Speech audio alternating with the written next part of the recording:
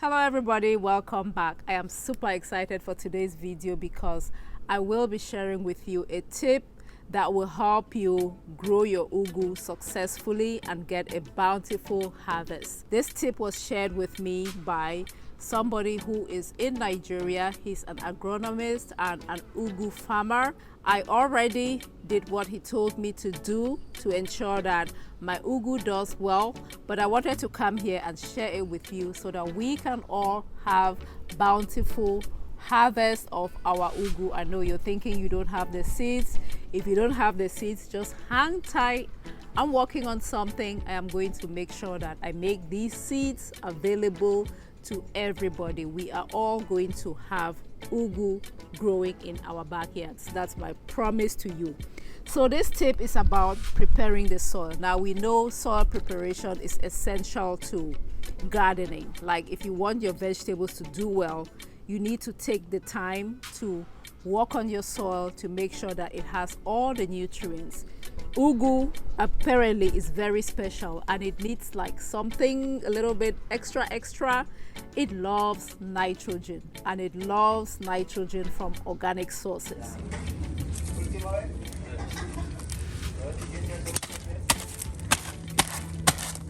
This is chicken manure, composted chicken manure. So we're using it to add to the soil here so we can plant our ugu. The fluted pumpkin loves chicken manure. It loves the nitrogen, the high nitrogen in the chicken manure. How it looks like. So we're gonna mix that in the soil.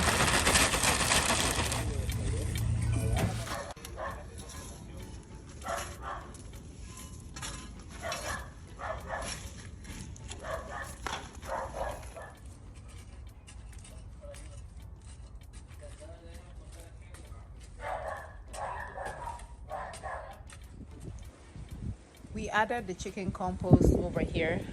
I added 2 bags in this hole, in this space, and then I walked it in and I have watered it.